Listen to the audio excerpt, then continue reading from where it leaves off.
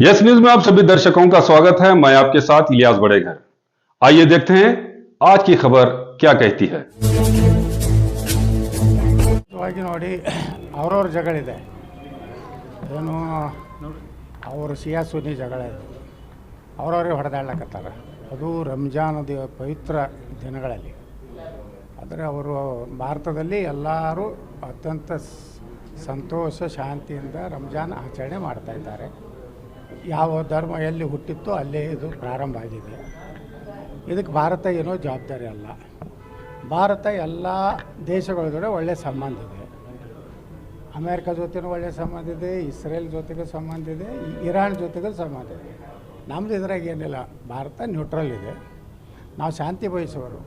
ಈ ರೀತಿ ಕಾದಾಡಕತ್ತವ್ರು ಅವರು.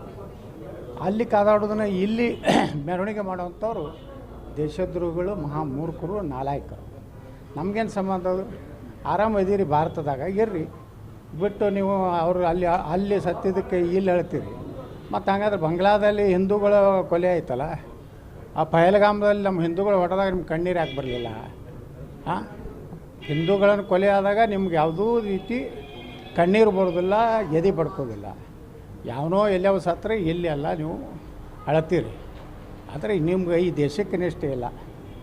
ಈ ದೇಶದ ಅನ್ನ ತಿಂದು, ಈ ದೇಶದ ನೀರು ಕುಡಿದು, ಈ ದೇಶದ ಗಾಳಿ ಸೇವನೆ ಮಾಡಿ ಯಾರೋ ಯಾವುದೋ ದೇಶದಾಗ ಸತ್ರೆ ಅಳುವುದು ಅದು ದೇಶದ್ರೋಹ ಮತ್ತು ಈ ದೇಶಕ್ಕೇ ಒಂದು ರೀತಿ ಮೋಸ ಮಾಡ್ದಂಗೆ. ಶೋಕಾಚರಣೆ ಮಾಡ್ತಾ ಇದ್ದಾರೆ, ಪ್ರತಿಭಟನೆ ಮಾಡ್ತಾ ಇದ್ದಾರೆ, ವಿಜಯಪುರದಲ್ಲಿ ಪ್ರತಿಭಟನೆ ಮಾಡ್ತಾ ಇದ್ದಾರೆ. ಅದೇ ಮಾಡೋರು. ಅವ್ರು ಯಾರಾದ್ರೂ ಗೊತ್ತಾಯ್ತಲ್ಲ.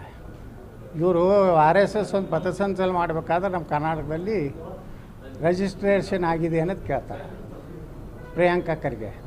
ಈಗ ಇವರು ಅಳುವುದಕ್ಕೆ ಮತ್ತು ಆ ದೇಶದ ನಾಯಕನ ಚೀಲಗಳಾಗಲಿಕ್ಕೆ ಯಾವುದಾದ್ರೂ ರಿಜಿಸ್ಟ್ರೇಷನ್ ಎಲ್ಲಾದರೂ ಮಾಡ್ಯಾರನೋ? ಇರಾನ್ದಾಗ ಮಾಡ್ಯಾರೋ, UAದಾಗ ಮಾಡ್ಯಾರೋ? ಈಗ ಪ್ರಿಯಾಂಕಾ ಖರ್ಗೆ ಸಿದ್ದರಾಮಯ್ಯ ಹೇಳಬೇಕು ದೇಶದ ರಾಜ್ಯದ ಜನರಿಗೆ, ಅವರು ಸ್ಟ್ರೈಕ್ ಮಾಡೋದು, ಅಶಾಂತಿ ಗಲಭೆ ಎಬ್ಬಿಸೋದು ಇದನ್ನು ಭಾರತದಲ್ಲಿ ಮಾಡಬಾರ್ದು. ಮಾಡಿದ್ರೆ ಅವ್ರ ಮ್ಯಾಗೆ ಆ್ಯಕ್ಷನ್ ಗುಂಡಿನ ಒಂದು ದಾಳಿ ಮಾಡಿ ಮುಗಿಸ್ಬೇಕಷ್ಟೇ. ಅವರೆಲ್ಲ ದೇಶದ್ರೋಹಿಗಳೇ ಹೊರತು ಅವರು ದೇಶ ಪ್ರೇಮಿಗಳಲ್ಲ.